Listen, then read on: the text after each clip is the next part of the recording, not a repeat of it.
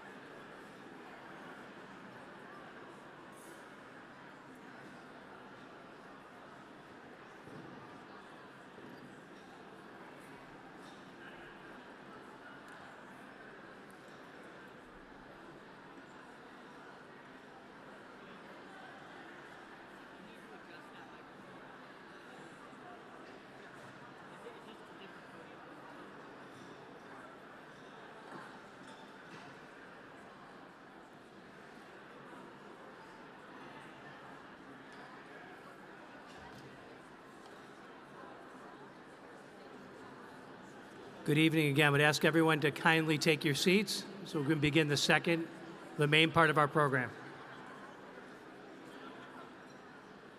There you go. Once again, I would ask everyone to kindly take your seats. Thank you. I hope that you all enjoyed your dinner.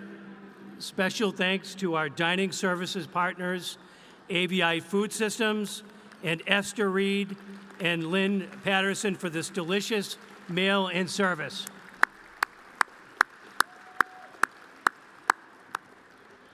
I'd also like to thank Patrice Russell, Father Bennett, Emily St. Jean, and all of our advancement and college communications and marketing teams for their outstanding work putting on this event. There's Patrice in the back.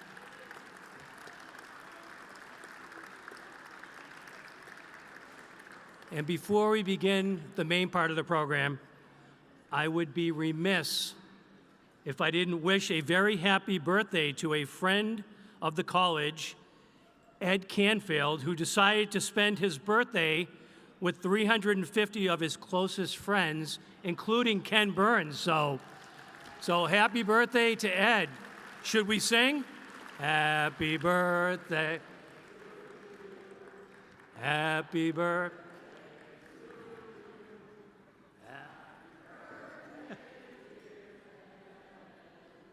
Happy birthday. There he is in the back. Ed, happy birthday.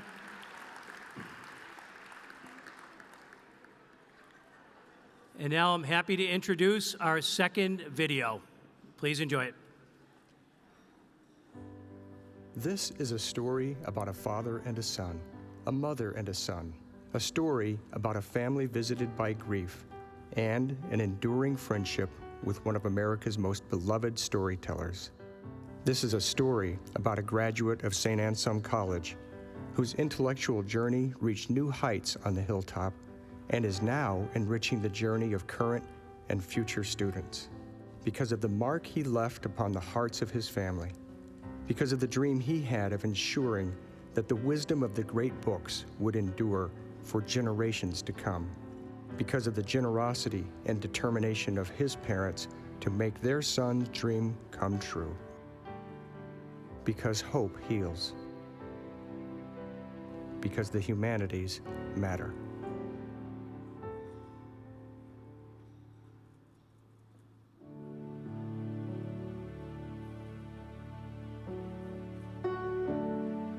These words speak not just to the life and strong love of Greg Grappone, but to the way in which my friends Bob and Bev Grappone have transformed their grief from Greg's passing into real healing for their family and their community. In early 2015, Bob approached me and asked if I'd like to join him and Greg in a daily reading and shared interpretation of that date's page from Tolstoy's Calendar of Wisdom.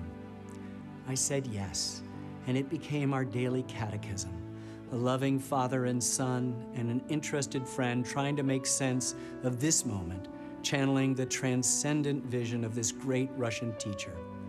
Bev called us the Tolstoy Trio. Greg was sick and living in Seattle with his wife and daughter, receiving treatment there.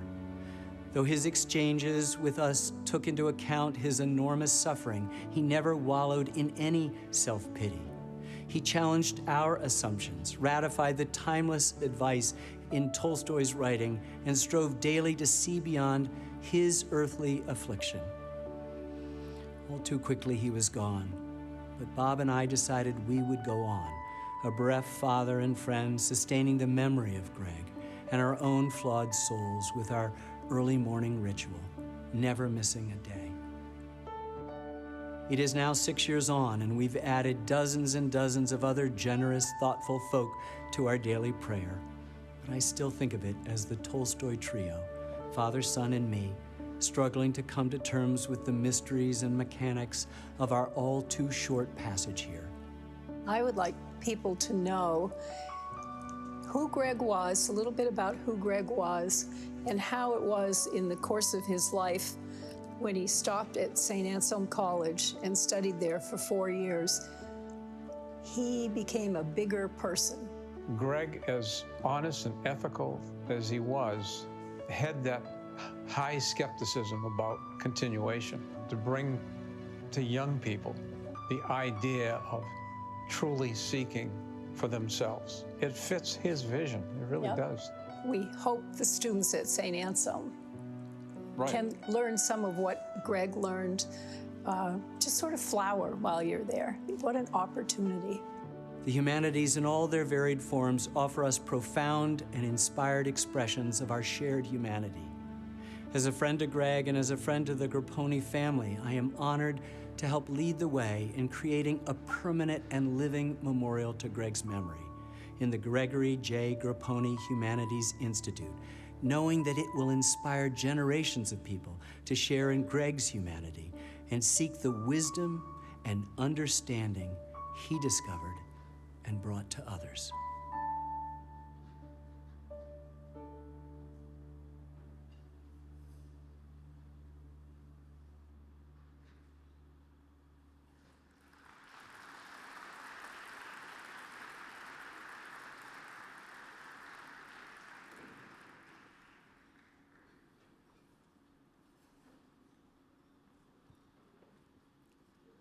Good evening. I'm Riley Buchanan, a sophomore marketing major. And I'm James Maloney, a sophomore major. A sophomore in politics.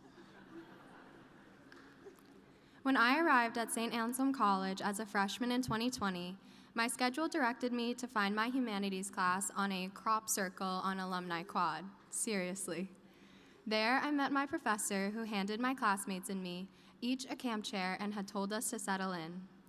I didn't know then that he had been teaching at St. Anselm since before I was born, or that he was best friends with the William Shakespeare. I didn't know that he had written books and articles about dead poets and had once been executive vice president of the college. I didn't know that he was the founding director of a new Humanities Institute on campus. In fact, I'd say I only had the vaguest idea of what the humanities even were. Then the discussions began. And through masks, 6 feet apart, our teacher had us speaking to one another about Plato's allegory of the cave and Antigone. Not all of his jokes translated through the mask, but we never had any doubt of his enthusiasm. Before the seminar was over in May, many of our lives were impacted by the conversations that happened out there twice a week. Since you already have your own chair, I invite you to welcome to the stage Professor Gregory Bouchard, the founding director of the Gregory J. Grappone Class of 2004 Humanities Institute, the 2021 AAUP Distinguished Faculty of the Year, our teacher, and a person who is often at the center of life-changing conversations.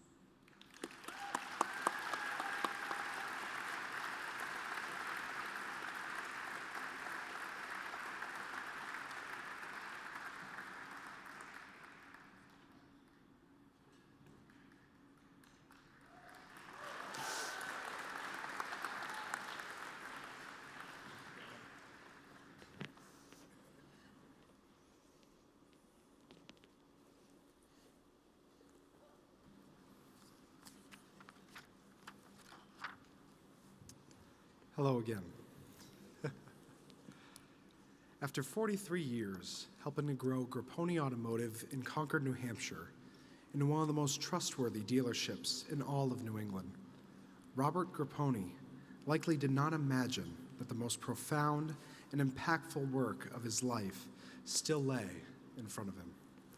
Nor did it likely occur to him that his family's most enduring legacy in life might still lay before them.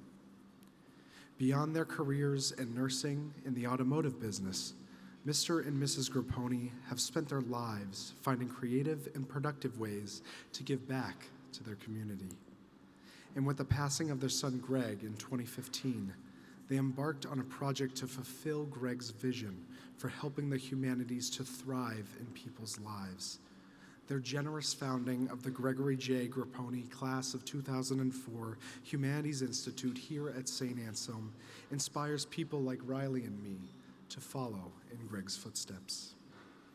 It also invites all of us to better understand the meaning and purpose of our lives in this life and the next. Please welcome to the stage the man who is as responsible as anyone for being gathered here tonight, Mr. Robert Grappone.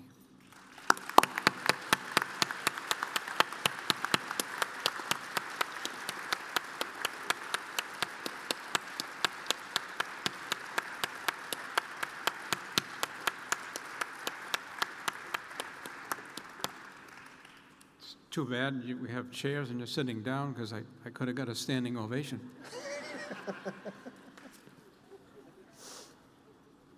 There are many people here tonight that express their gratitude, and I have to be one of them. I have a really utmost sense of gratitude for what's transpired and what's taking place.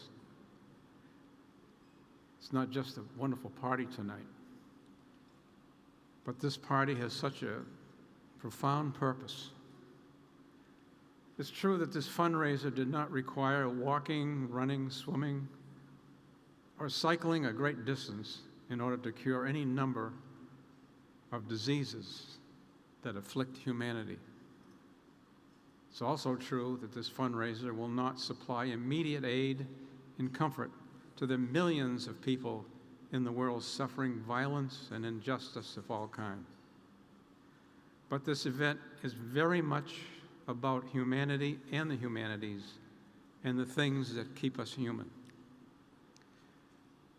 We are here to help reignite the natural gifts that live in all of us. Tonight, Bev and I have been able to bring together two of the treasures in our lives, in all of our lives, Ken Burns and St. Anselm College. We have done so because we have been inspired by our son Greg, who spent his brief lifetime seeking to understand the world around him. At St. Anselm, his love of books, books naturally led him to declare as a great books major, so that he could explore the most profound ideas and questions that have informed human existence. Great books were not just the foundation of Greg's education, but his steadfast life companions. And he wanted others to share in this transformative experience of the humanities as he did. During the final months of Greg's heroic struggle with cancer, he engaged in a daily correspondence with Ken Burns and me, which centered upon the daily calendar of wisdom created by the great author and philosopher Leo Tolstoy. You already know that we had been dubbed by my wife Beverly the Tolstoy Trio. 7 years later, that simple daily exercise has blossomed into the noble cause that you are now part of tonight, an enterprise that we believe will have influence far beyond the hilltop. It won't solve the myriad of problems in our world, but it will help to create better, more thoughtful human beings who are prepared and are inspired to live their lives in the service of others. Greg knew that in order to appreciate humanities, you had to love humanity. And there is one person here tonight who has dedicated himself to that, a man who lives what he writes and says, a man who has dedicated his life in awakening all of us from our collective amnesia, a person who time and again brings to us far deeper and empathetic understanding of our shared past than we ever would have had without his remarkable work. Please join me in welcoming to the stage a man who is just not just the country's premier chronicler of history, but my original fellow Tolstoy pilgrim and my dear friend, Ken Barnes.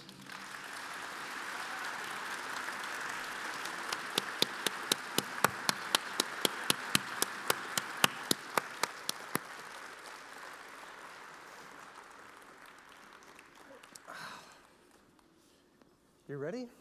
Yes, good evening. Nothing to see here, just a couple of well-dressed New Hampshire guys in comfortable chairs in a living room in the middle of a hockey rink. So what can possibly go wrong? Ken, you know, I hope from your brief experience you've had here on campus, how thrilled and honored we are to have you in our midst. But I need to tell you, I've been asked to tell you, you are not the first person we invited. You weren't our first choice. Would you like to hear some of the other people that turned us down? Thomas Jefferson, Lewis and Clark, Frank Lloyd Wright, Mark Twain, Teddy, Franklin, and Eleanor Roosevelt. All the Roosevelts, even Kermit Roosevelt, all turned us down. Do you know any of these people? Jackie Robinson, Billie Holiday, Johnny Cash, Ernest Hemingway, Muhammad Ali, Louis Armstrong, and our last hope was Benjamin Franklin. All turned us down. So maybe you know these people. And we finally came around and said, well, do we know someone who knows all these people?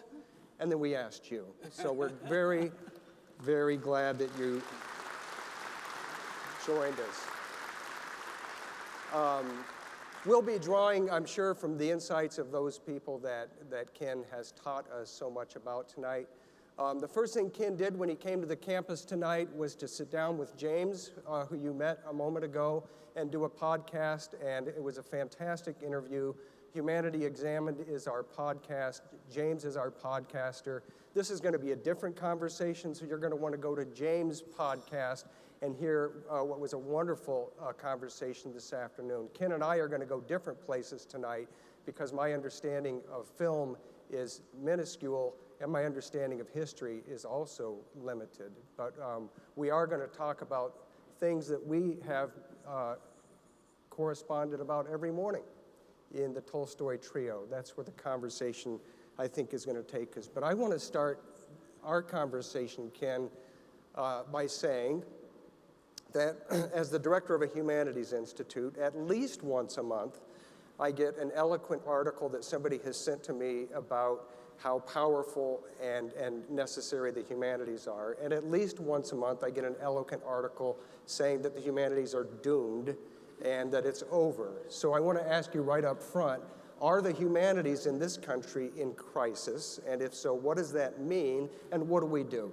Well, I think it's pretty obvious that when humanity itself is in crisis, which is nearly all the time, the humanities are a priori in crisis. But in fact, the humanities are thriving. We live in an era, particularly now, but it could be at any other time, where we have become economic units and not spiritual beings.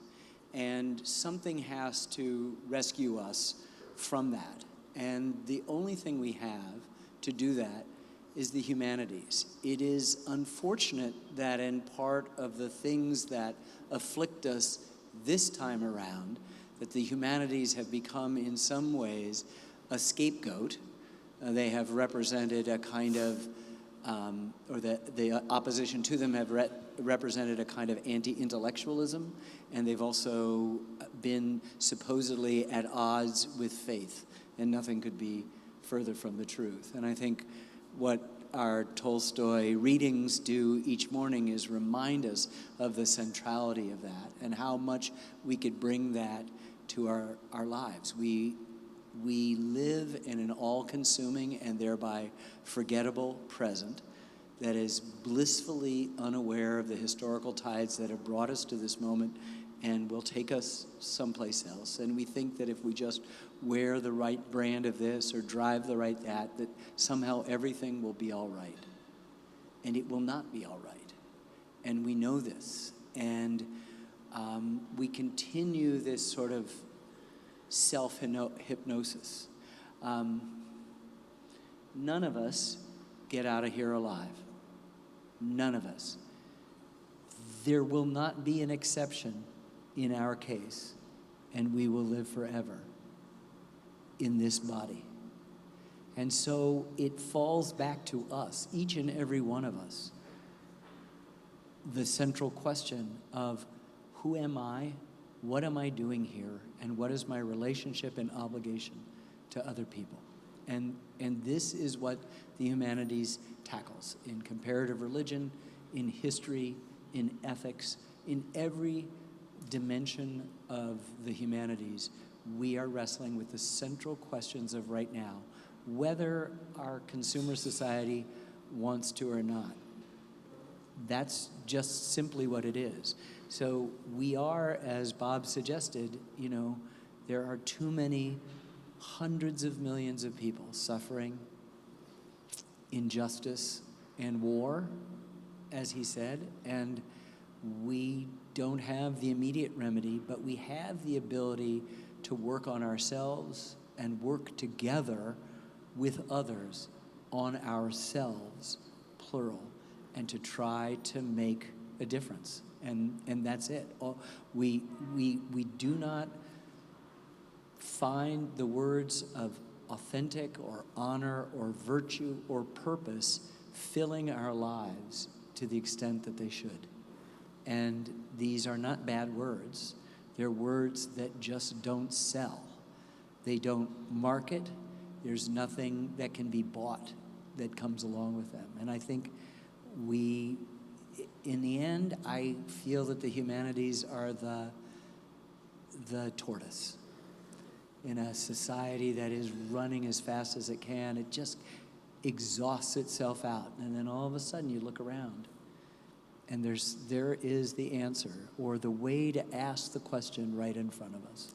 And I think that's what we've been doing. I mean, it's so interesting. Bev, I still call it the Tolstoy Trio.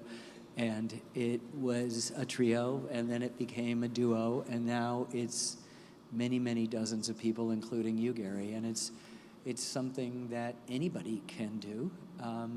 And the fact that there is now a physical thing here that can begin to help guide young people at that moment when they are most curious and asking those questions in a real and serious way. Who am I? What is my purpose here? What is my relations to others? What is my obligation to the other? That we can find them in the humanities. So it doesn't matter whether they're threatened or not. The candle will never go out. It just gets dimmer, it gets brighter, and it's our job, each one of us, to make it brighter. It isn't me, it isn't you, it's all of us.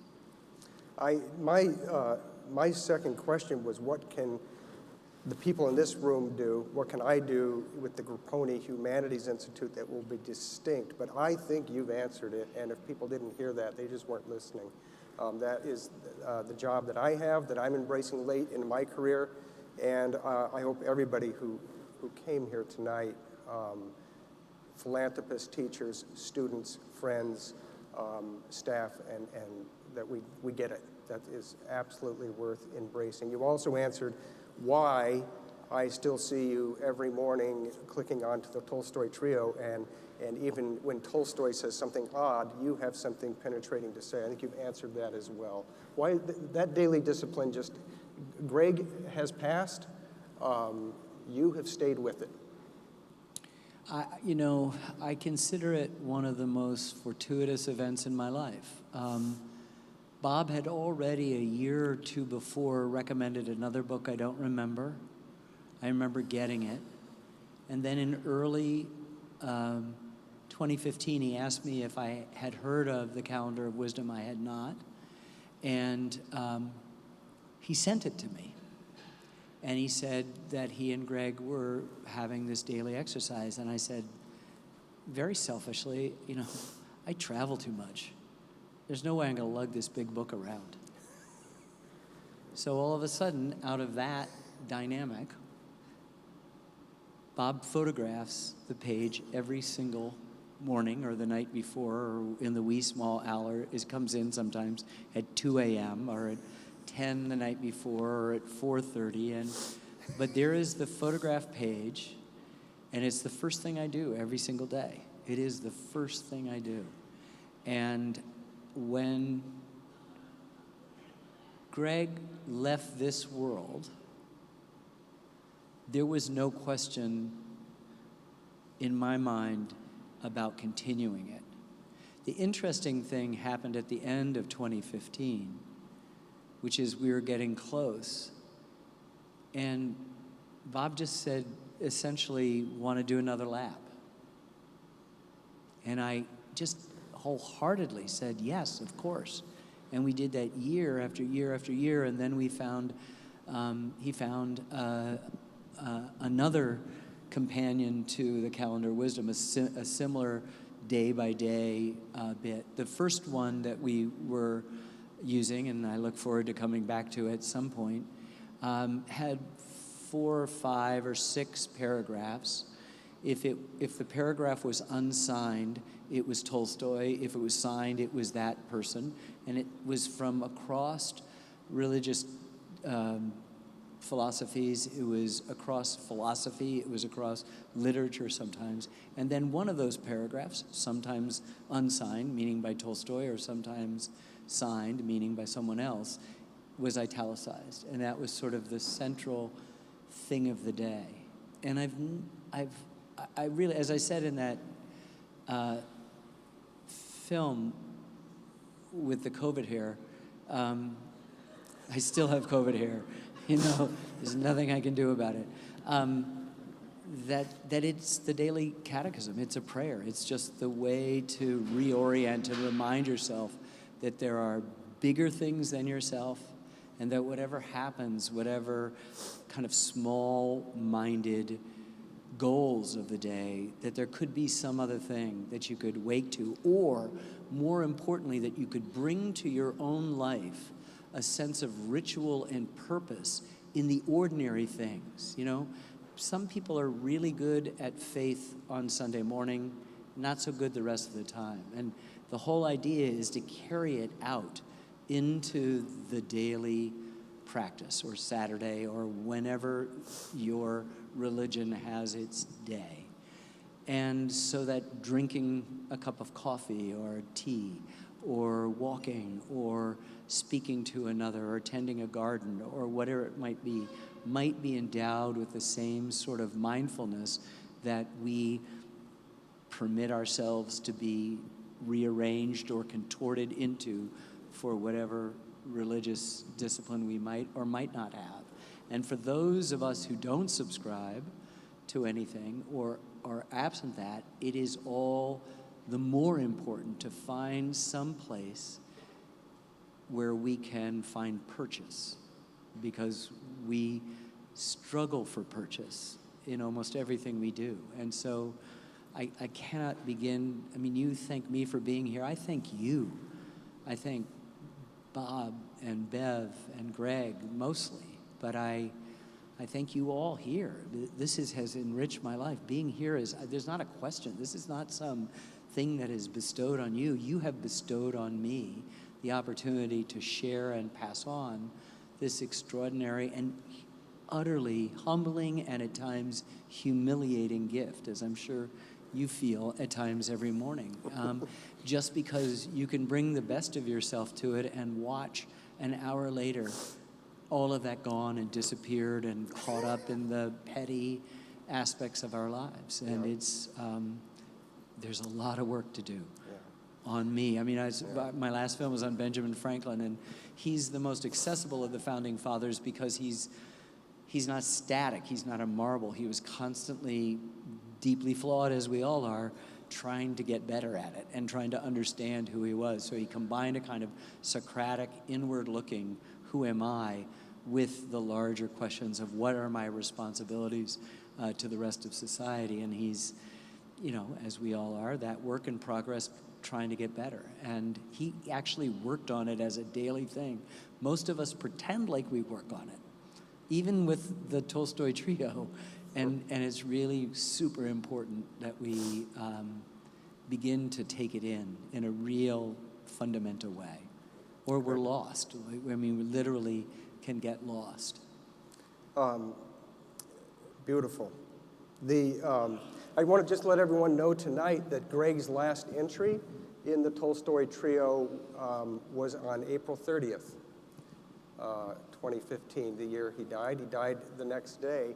And when we tried to book Ken Burns a year and a half ago, there were 2 dates he was available. This is the only one that worked for us, April 30th.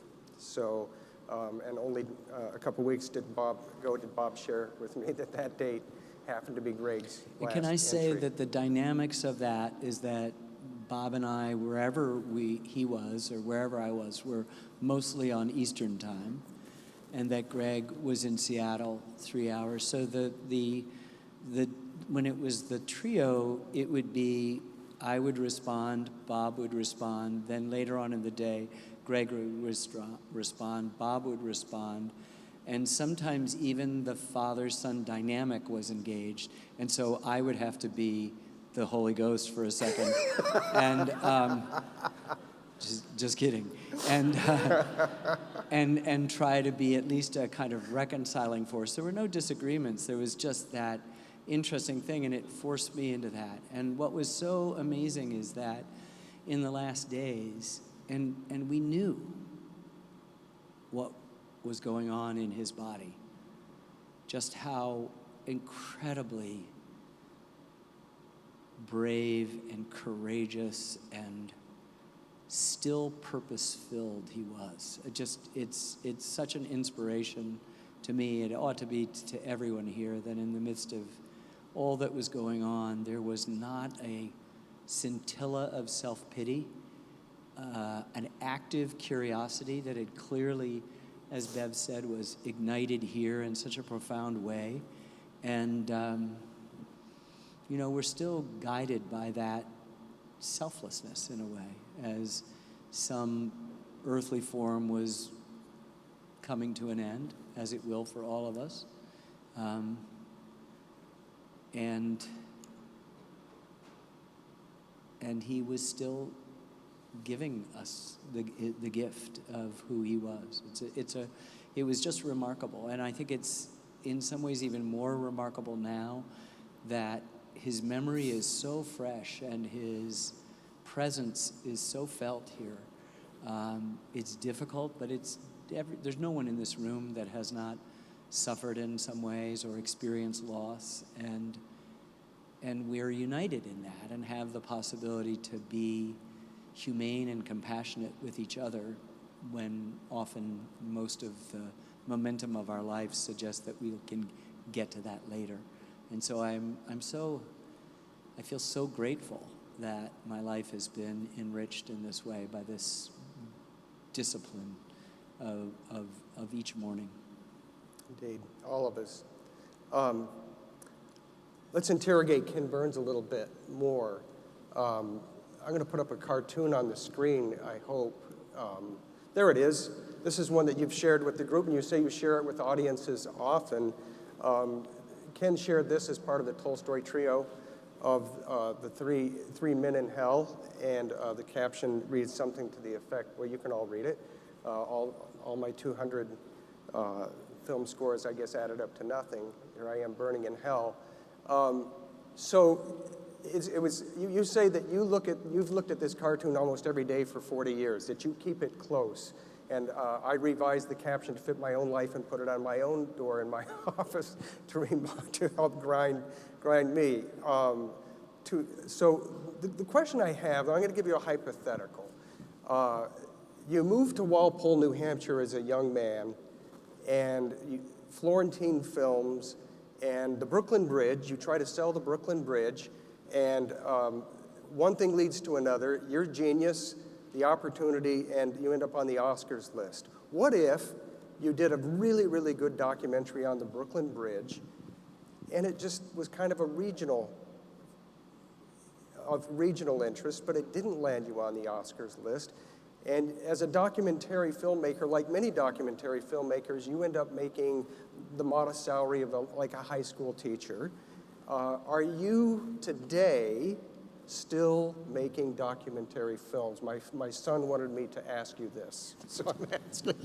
You know, I don't know. I think the answer is yes. I mean, the cartoon was around because, especially after the Civil War, I had it up on my refrigerator well before the Civil War series came out.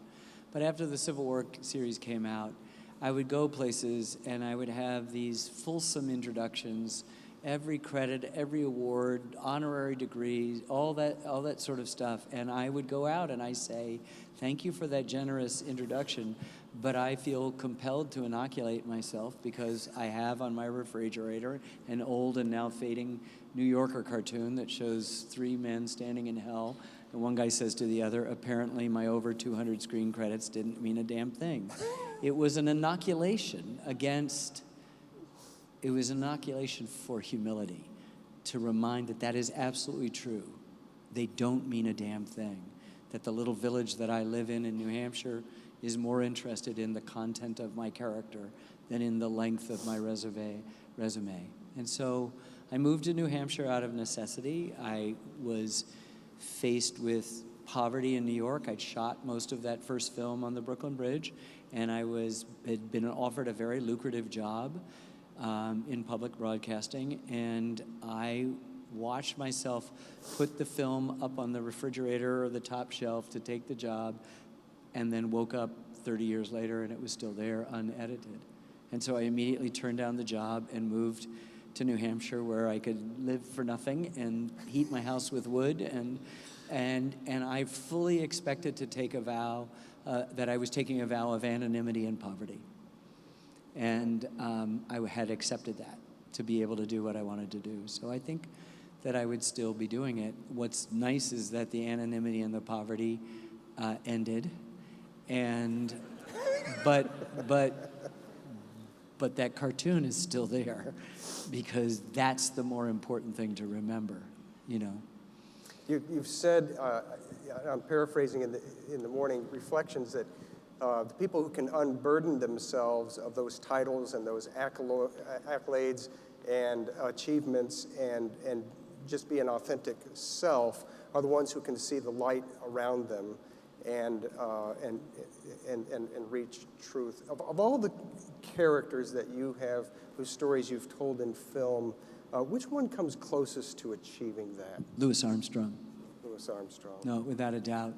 Yeah, he's just some messenger about love. And as I was speaking earlier today on the podcast, no one in jazz agrees about anything. It's, you know, somebody once told me in dismissing it that that the passions were so high because the stakes were so low. Jazz used to be 75% of American popular music. Now it's 1%. But people fought over it. But the one thing they didn't fight over was Louis Armstrong, who they would say was a gift from God or an angel. And in many ways, that's what I discovered him to be. I mean, he's hugely transformational. There's no more important jazz artist than him. Duke Ellington, our greatest and most prolific composer, watched him play his cornet in Times Square in the mid-1920s and said, I want him on every instrument. And he spent the next 60, 50 years keeping an orchestra going that was not just virtuosos on a particular instrument, but personalities.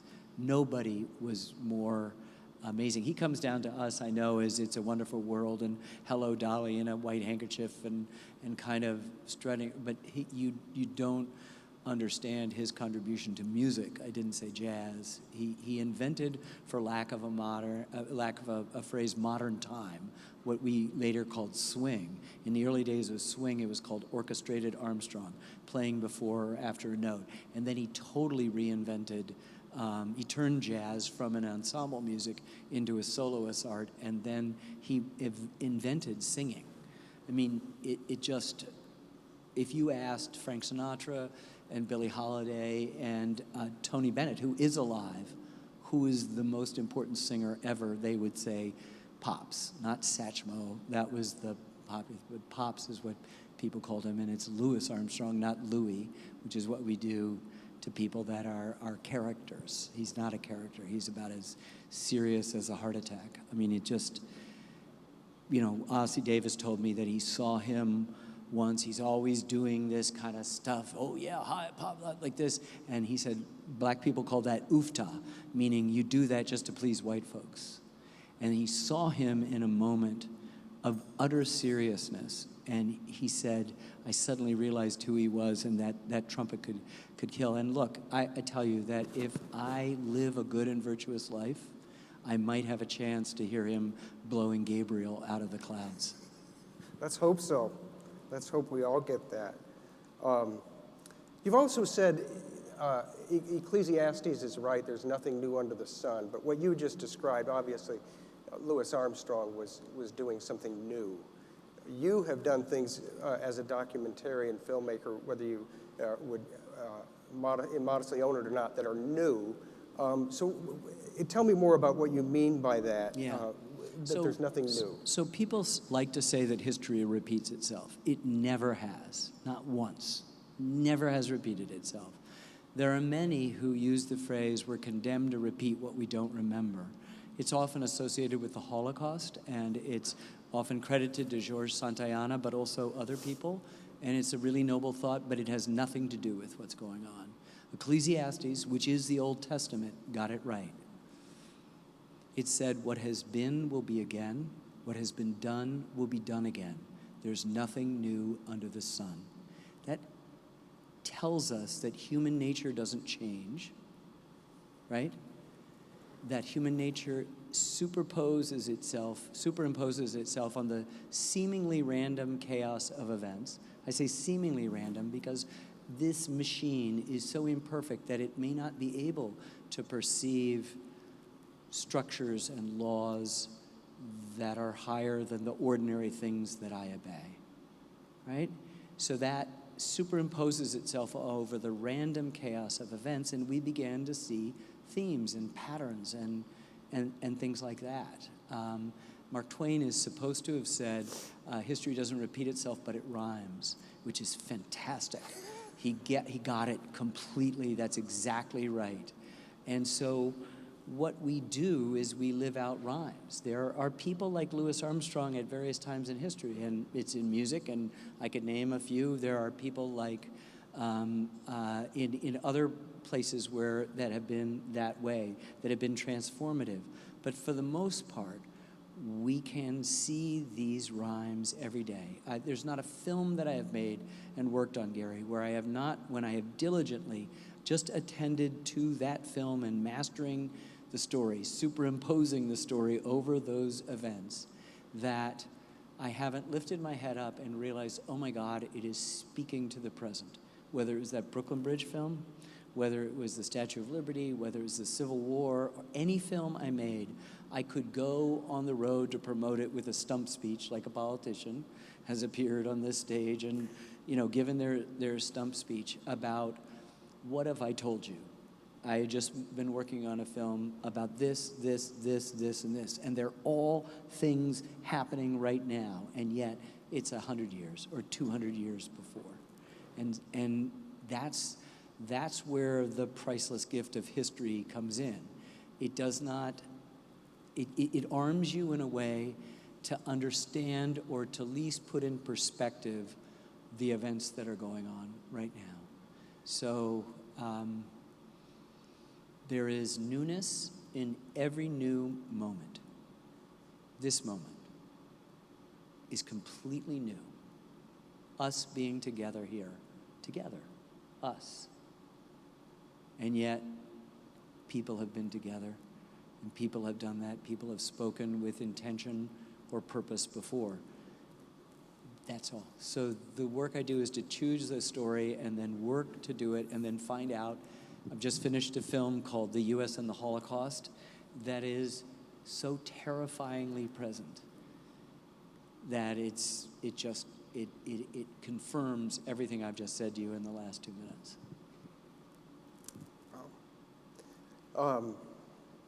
Every freshman here at St. Anselm takes a course called Conversatio, which roughly translated means way of life. And they have a year to read books and meet in seminar and talk about the meaning of life. And at the end, believe it or not, they all have to stand up in front of their classmates and describe what they think is the good life. And since this is likely being taped and will be in the college archives, for freshmen who want to plagiarize in the future, what is the good life? I don't know. I'm really searching for that. I know very much that it is a combination of very sincere but acute self-reflection and service. And Jewish people have a saying that, he lives in the good works he's done and in the memories that he's created in other people. And so there is a sense with the fragility, as we know so well tonight, and the relative briefness, the snap of a finger that our lives are, that there's very few things.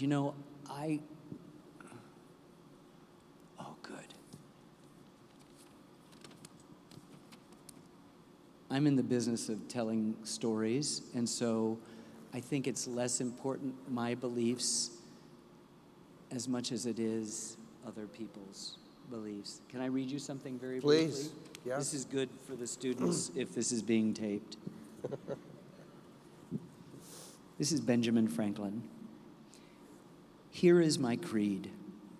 I believe in one God, creator of the universe, that he governs it by his providence, that he ought to be worshiped, that the most acceptable service we render to him is doing good to his other children, that the soul of man is immortal and will be treated with justice in another life, respecting its conduct in this. These I take to be the fundamental principles of all sound religion, and I regard them in whatever sect I meet with them. Amen. It doesn't get any better than that. It's Very just, good. it's just about, You passed the course. You passed the course. Even stealing from Ben Franklin. Yes, that way. absolutely. There's nothing new under the sun. There's nothing new under the sun. But nobody's, I think that's pretty good. And I think as we've many times wrestling with the fact that, if all of us had been born in Riyadh, we'd all be Sunni Muslims. Right? All of us. All of us. And so how do we handle the variety of approaches, spiritual approaches in the world, and how much grief the world has created for itself in these in the name of these institutions, how much has been done to other people who didn't believe, from Salem in the Commonwealth to, the Inquisition, to all of the things that we know. What has been done in the name of this, when in fact it is so clear that, as we've talked about, these are all tributaries flowing into the same ocean, containing the same substance, just different geographical orientations. You've traveled all over from Walpole, New Hampshire to this hilltop where this is the big city. I've been hearing hilltop all evening, and I'm going, yeah. This is a big city. It's here. big. The hilltop is expansive, believe me. Well, this school was founded 130 years ago by Benedictine monks, several of whom are represented tonight. Only a few of the monks in the room tonight were here 130 years ago. Most of them are newer. But I'm going to go ahead and ask you in their presence to talk about something you've also mentioned pretty eloquently in the morning exercise, and that is the relationship between faith and doubt. Yeah, so I think it was one morning I was really struggling with something, and I had a thought that it seemed to me that in conversations I had with people of faith and people without faith, that there was a dialectic that had been set up, and that the opposite of faith was doubt, and that what Tolstoy had been able to open up in me one morning, like, a can of sardines, was the idea, or at least my coming to some other thing, that the opposite of faith is certainty. And that doubt is a hugely important component of faith, because it provides the means of testing it in the real world. So certainty is what people who do not question anymore adopt about their religion, about their outlook, about whatever, the weather, whatever it is. Judge Learned Hand, and could there be a better name for a judge than Learned Hand, once said that liberty, he was speaking in the jurisprudential or political sense, liberty is never being too sure you're right. Right? Everywhere around us, people are certain about every single aspect. The most glib and the most comfortable and articulate celebrities are certain about everything. And what is certain? And so I've found that doubt has been a really good friend in whatever search that I'm involved in, whatever it is that for me I call faith. Regarding prayer, you've said that before you tell other people to clean their house, you have to clean your own house first, and that when you clean your own house, you often find that it's messier than when you started. How's your house? We're working on it. It's like that contractor that never shows up to do the last thing, Yeah, we are really works in progress. Gary, there's no communication in this world except among equals. And I've had this very modest bout of celebrity, and it's been amazing. And I'll tell you a few things. We cannot have a conversation except among equals. No one can hear anything if there's a presupposed distance, if I am above or below, right? Nothing can happen there. We tend to make the other person wrong and not ourselves. And what if you could not make the other wrong? What if that was a thing you did? I had, just after the Civil War was broadcast, suddenly my life just totally changed. And I happened to be in New York City with my then 3.5-year-old daughter, and we were walking down Broadway between 57th and 56th Street on the west side, and people not 30 yards ahead stopped and recognized me. And she was holding my hand, of course. I would not be not holding her hand. And she squeezed it tight and said, "Look, Daddy, they want Ken Burns." So Ken Burns is well before the internet. You know, Ken Burns was all one word. Daddy was who I was. Me was who I was to me. And she was warning me that they wanted Ken Burns. That was a really hugely great gift that I have never, ever forgotten. Earlier, the day I found out that I had been, my first film, Brooklyn Bridge, had been nominated for Academy Award, I had heated my house entirely by wood. I had gone out. I'd come back and found to my consternation that the stove had gone out and couldn't revive it. And then I noticed there were all these messages on the answering machine, and I listened to them, and it was very clear that no one said it, because the AP in Concord, and then the AP in Boston, and then the Boston Globe, and then all these people, and finally somebody from the Academy of Motion Picture Arts and Sciences wanted me to call them back in LA, that my film had been nominated for. So I jumped up and down, and then I suddenly realized the house was freezing cold. And I ran outside doing a dance, and I, without my coat on, and it was February, freezing, and I got these huge piles of wood in my arms, and because I'm not paying any attention and I'm flying high, I slip on some ice, and I am able to twist and fall back into the snowbank that the snowplow has pushed up. And I land on my back relatively softly, still carrying all the wood. My shirt has pulled out of my pants, and my back is warming the snow, which is now running down. And I realized no other nominee had been given this gift, you know, and it goes with the cartoon and Lily reminding me, you know, about that. And it's just, you know, there's lots of work to be done, and there's lots of distraction.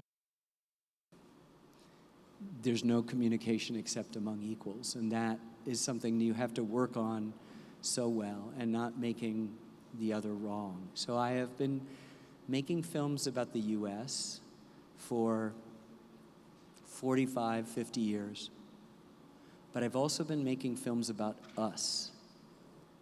Do you know what I mean? Mm-hmm. The two-letter, lowercase, plural pronoun.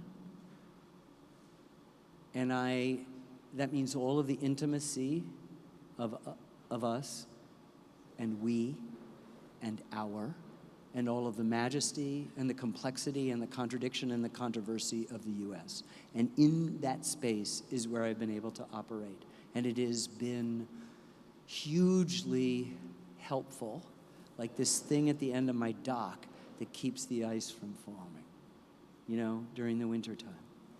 And this is what the Tolstoy readings do. It just keeps it from freezing solid and waking up 30 years later and not having finished that film. You know, I used to say the best decision I ever made was to move to New Hampshire. That was the second best decision. The best decision was not to move back. When everyone said, "Oh, you've been nominated now, go back." You know, I'm staying here. And I've stayed here, and I've made all the films from here, and people can't believe, wait a second, you should be there, you know? I don't need to be. Yeah. I look at what you have accomplished, everything you do. I've dealt with your assistant over the past year. I know how many projects you have on the horizon, and I sense, besides a fellow Tolstoy traveler, someone who's a workaholic like me. Are you sure? Are you sure there's room to clean the house and do everything that we feel compelled that we have to do? That's a really, really great question, Gary. The thing that I think in some ways I've been rescued by Bob Grappone and Leo Tolstoy. These are two incredibly brilliant men. This exercise affords me the opportunity to be reminded that the house needs cleaning, right? And that if it's about, so all of that us and US, what I came to realize as I was working on country music is that there's only us, and there's no them. And we spend an enormous amount of time distinguishing, do we not? All the time. Red state, blue state, young, old, rich, poor, male, female, black, white, gay, straight, whatever it is, east, west, north, south, everything is a distinction. And none of those things exist. None of those distinctions actually exist. And so what this morning thing does is it sort of hands you something that may just evaporate in the first few minutes. It may stay with you all day. It may animate actions that you take over a long period of time, but it actually gives you a chance, right, to be faithful to yourself, because that's the only place that it begins. Two other questions, and then we'll just have to continue this conversation over the years. But as a student of language and poetry, I know you're known for images, but I hear so much beautiful language in your films, and I know you are thoughtful. In the beginning is the word. Exactly. Tell me about the word in your work and in your life, and silence in your work and your life. Okay, so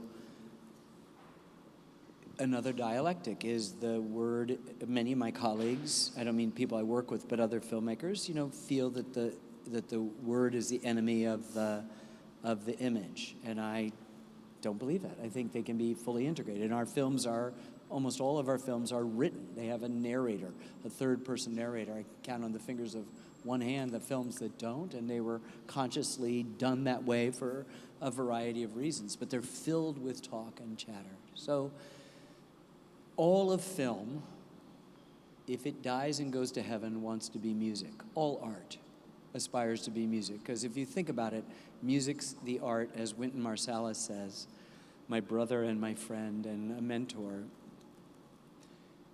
It's the art of the invisible.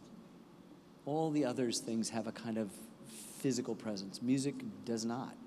It's invisible. And so everything aspires to be music. So everything, the language of our editing room is the language of music. Hold that another beat. Hold that another beat. And what music is actually not the notes. It's the intervals between the notes. That's what makes the music. That's the silence. In filmmaking, even though video is its new modern technological thing, just bear with me. You are never looking at motion pictures. You are looking at still pictures brought to you 24 times a second. We have an imperfection in our ocular abilities, which is labeled the persistence of vision, which allows us to connect those still photographs as seemingly motion, right? So in film, the claw takes a hold of the perforation, it pulls down the frame, and you see it for a 48th of a second, at which point a shutter comes, and for another 48th of a second, it is black, and you pull down, the claw pulls down the next image, and it does this 24 times a second. This is as good a way in, happens to be my job, but it's as good a way in as any way I know to address the idea of silence and words.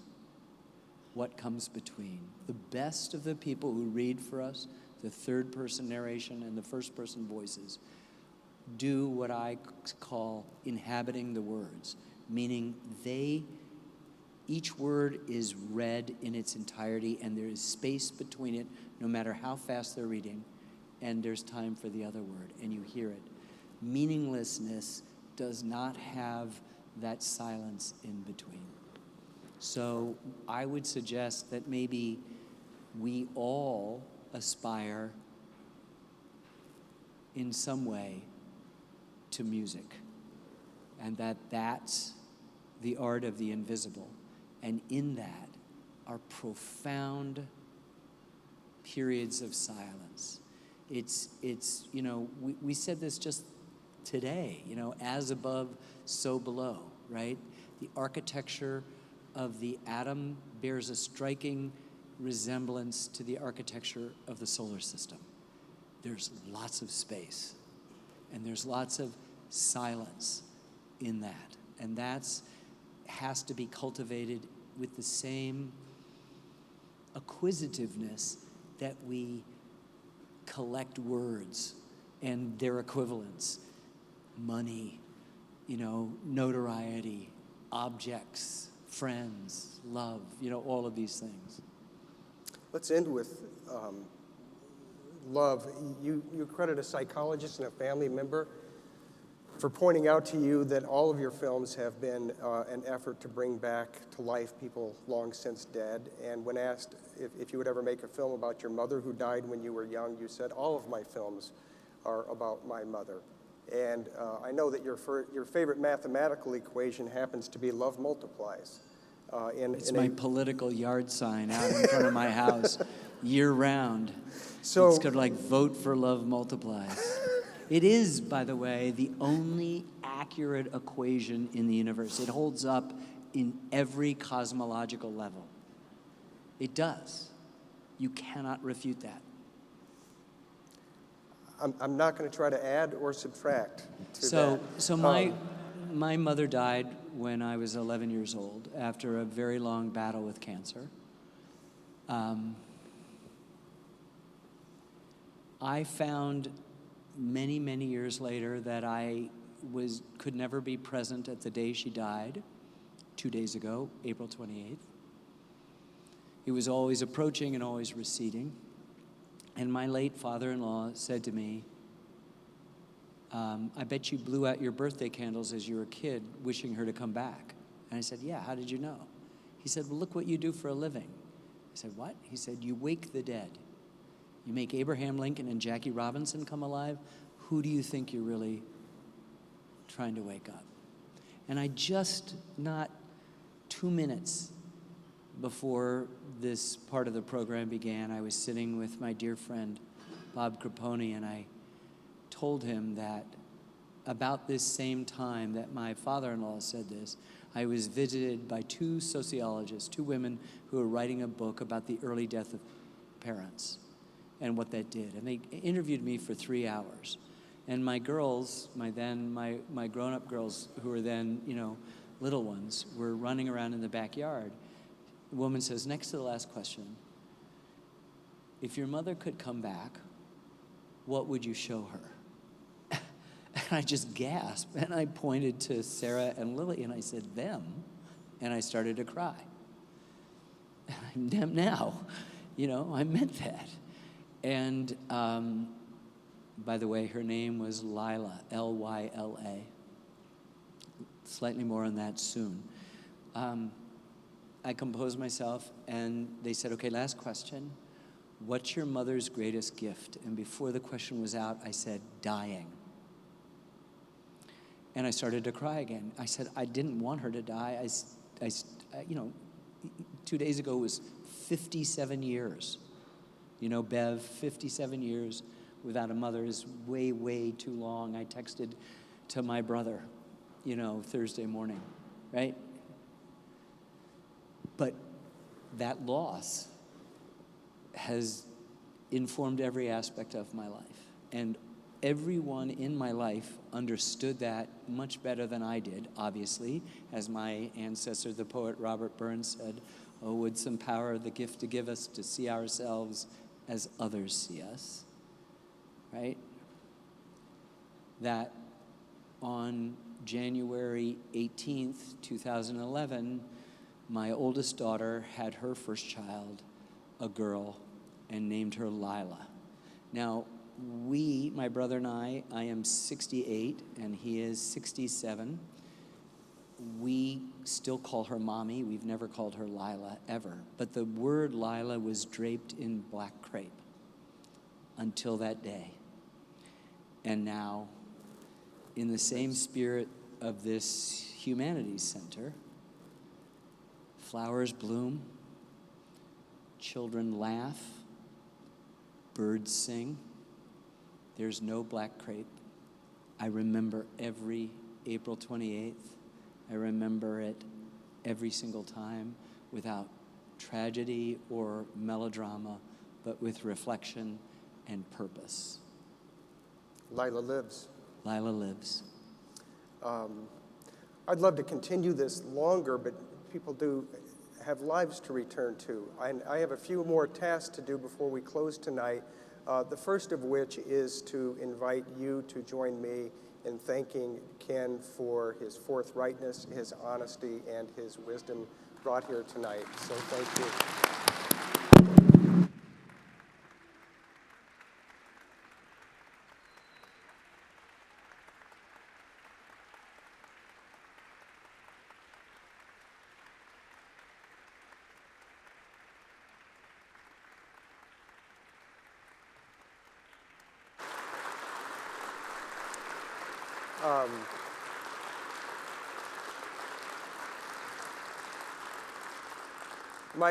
My second task is simply to alert all of you that, and we can sit down for just a moment, that everybody who participates every morning in the Tolstoy Trio by email with Ken and Bob and myself, anyone tonight who is with us and is with us on email every morning, immediately after the program ends, please come to the front of the stage to have a picture taken with Ken and Bob.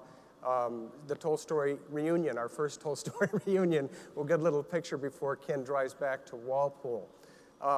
My second thing I want to do is just to express my gratitude beyond my gratitude to Ken for the hundreds of hands that have put together this evening, the hundreds of hands who have lifted the Grappone Institute from an idea in Bob Grappone's mind and Bev Grappone's imagination to what it is. I'm not going to name names for two reasons. I'll leave someone out and I'll start to weep. It has just been a powerful undertaking, and the amount of details just in this room to make this happen tonight. You know who you are. My heart goes out to you, so thank you. Thank you. And then, and also to alert you, when you leave tonight, you're going to get a gift bag with a book, and that book is Tolstoy's Calendar of Wisdom. Good for you. Good for you.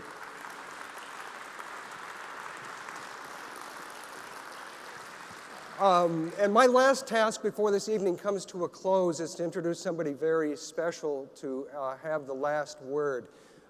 Because I was involved as executive vice president of the college when Greg Grappone was a student here, one of the ironies of my life is that I did not get to know Greg as a student.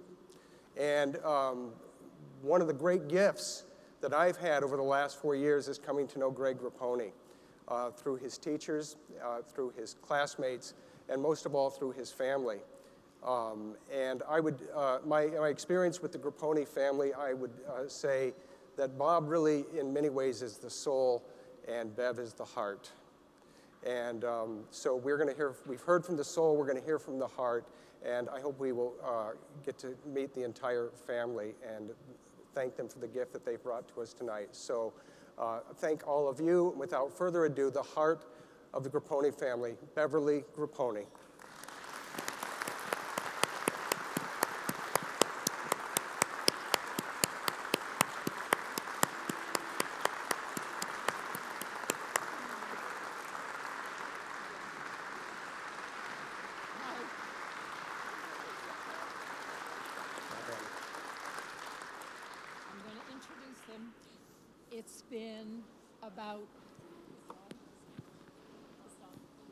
It's been about 3 hours, and I haven't cried yet.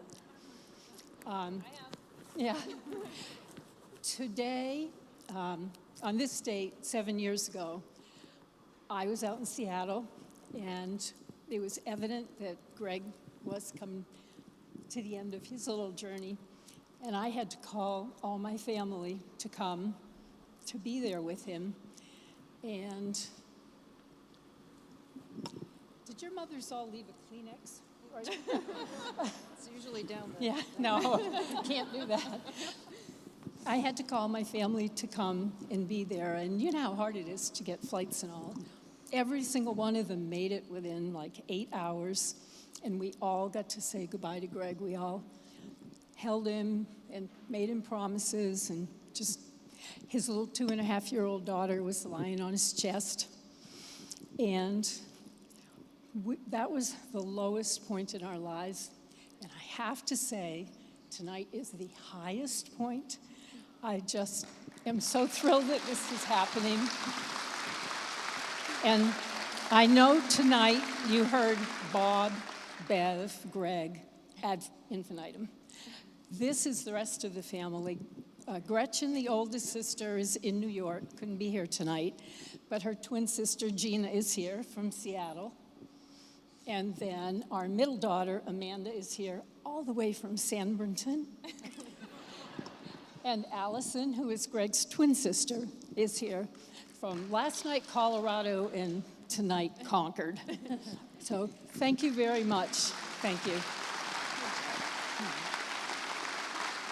I don't like holding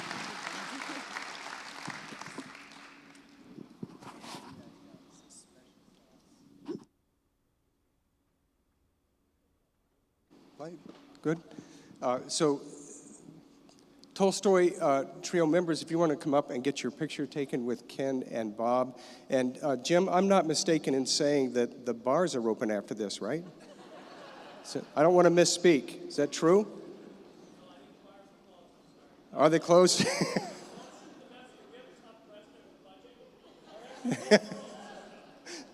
Well, enjoy one another's company. Thank you on behalf of Ken and the Grappone family. Please take Tolstoy's Calendar of Wisdom home with you, and I hope you take home a great deal more. So thank you all so much for being here tonight.